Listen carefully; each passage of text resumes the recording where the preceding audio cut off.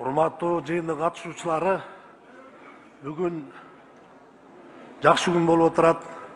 Президентибиз 10 жылдык саясатта деп жазган китебинин үзүндүсүн чекесин аткарып атабыз. Эми экинчи нерсени айтып коеюн. Биздин бул жерде отурган спикерге Нурлан мырза, сиз жакшы билесиз.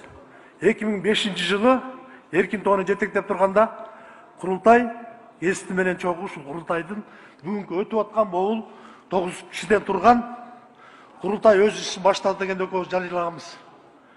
Ошол убакта ушул иш аткарылбагандыктан 2 жолу ак үй өрттөлдү. Эми жакын арада о мыйзамды кабыл алгыла. Өткөндө шылдыңдап атасыңар биздин юристтер сунуштап барсачы.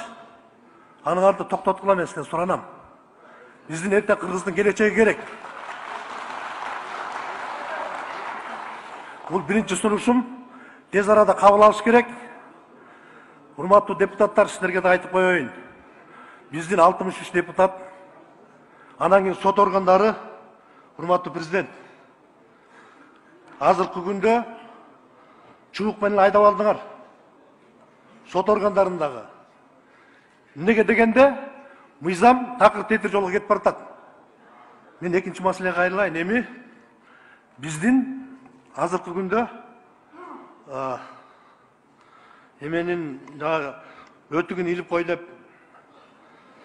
Шералынын төрүн айтты эле. Ошол эмеңизди унутуп койдуңуз.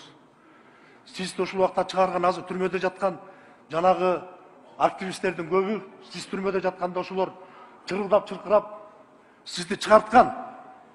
Азыркы күндө мыйзамды сыйлабай камап койдуңар. О жерде күлүп отурат. Сиздин о жердеги жан жокөрлөрүңөр. Бул жан жокөрлөрүңөр 3 президентти азыр каяка жибергенди өзүңүз билесиз. Ушо жарга такады азырчы булар сизди. Мен сизден сурап кетем. Жакын арада о жаңырдын алдында ошолор ден соолугун алдырып атат. Түрмөдөн чыгарыңыз үй камагына.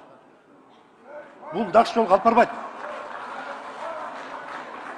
Анан о жерде кой деген адамдарга айтып коеюн.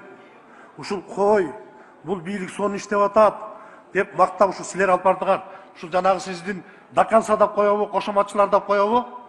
Мына бу жердеги таза келген элдин үнүңүз ошолордун кой деген кошоматчыларды унутпай. Микрофон элдин үнүн жеткизсин деп бүгүн ушул жерде отурабыз. Урматтуу жыйындын катышуучулары, ушул бүгүн ошо элдин суранышын айтып атам. Барганда айтып койчу. Рахмат, жыйынтыктар. Ушундай күн болуп атат депчи. Анан бул жерде биздин оюмдун бартан бөлүп салды да. Бул биздин азыркы кустурабыз деген, биздин азыркы кетип бараткан жол, биздин жанагы коррупционерлер 10 миллион доллар жесе, ошонун 5 миллион долларын берип коюп туруп, анан калганы менен жыргап жашай берет экен. Экинчиси биздин уурулар 10 жыл курдайт экен, 5-өндү берет экен, 5 менен жүрө берет экен. Кийинки биздин муундарыбыз ушул тарбияга өтүп калды, ушу дуурдап эле жашай берсек болот экен деп. Муну мыйзам менен жашайлы, урматтуу президент. Бул жакшы жолго алып барбайт. Азыр биздин жаштарыбыз ошого тарбияланып атат. Рахмат укканыңарга. Дагы көп нерсе оролуп калган бияка берем.